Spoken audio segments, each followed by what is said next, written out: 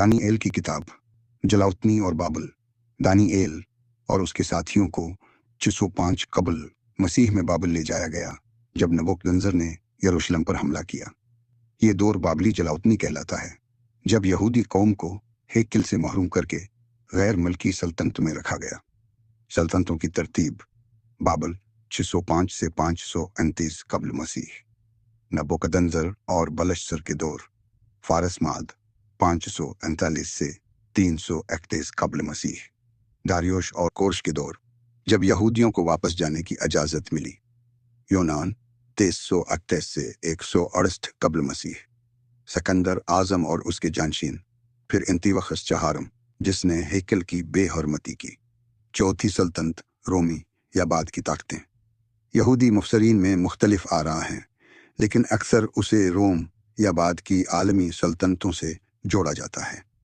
यहूदी रिवायत में अहमियत: दानिएल की पेशगोइयाँ यहूदी तारीख में हेकल की तबाही, अंतियोखस की ज़िल्म और मकाबियों की जदोजहद से जड़ी हैं। बाब 11 और 12 को ख़ास तौर पर हानुका के पस मंज़र में पढ़ा जाता है, क्योंकि ये अंतियोखस के ख़िलाफ़ यहूदी मज़ाहमत की तरफ इशारा करते हैं। बाब 12 में क़यामत और आखिरी इंसाफ का जिक्र है, जो यहूदी अक़ीदे में तख़ियात HMTIM मर्दों का जी12 है, उठना की बुनियाद है।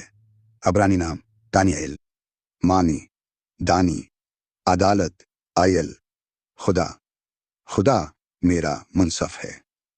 यहूदी सहीफ़े में मकाम और ज़बान।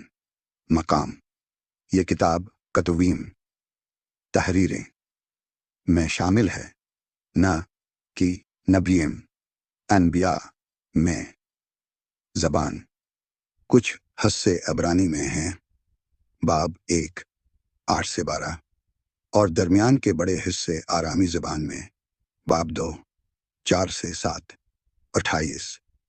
बाब 1 जलाउतनी और वफादारी।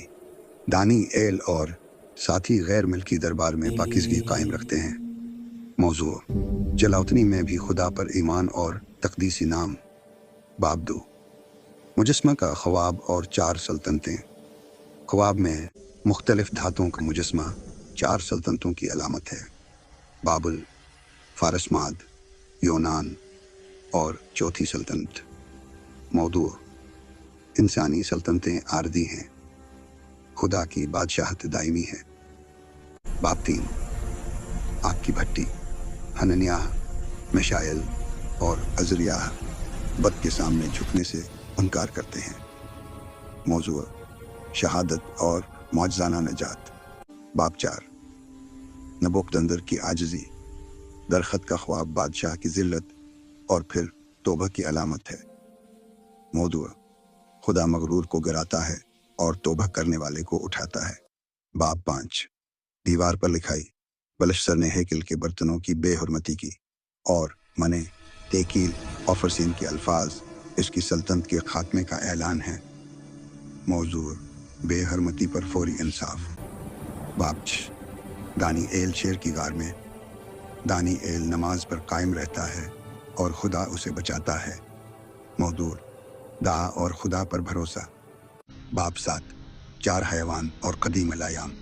4 हैवान 4 सल्तनतों की अलामत हैं। कदीम अल-अयाम खुदा है और इब्नी आदम की मानंद इसराइल या नेक लोग हैं। मौजू: आसमानी अदालत और मुक़द्दस कौम को बादशाहत। बाब 8 मेंढा, बकरा और छोटा सींग। मेंढा फारस माद, बकरा यूनान और छोटा सींग अंतियोखस चहारम है। मौजू: हेकल की बेहुरमती और खुदा की हद मुकर्रर करदा।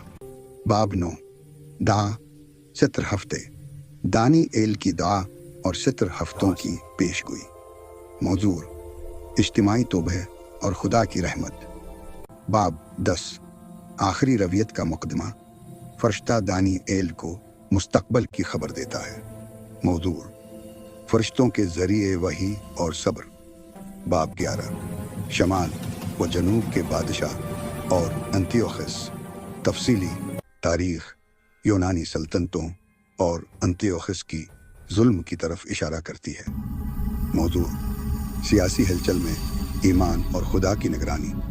बाब 12 क़यामत और मेहरबंद पेश गोई, ज़मीन की खाक में सोए हुए जिंदा होंगे।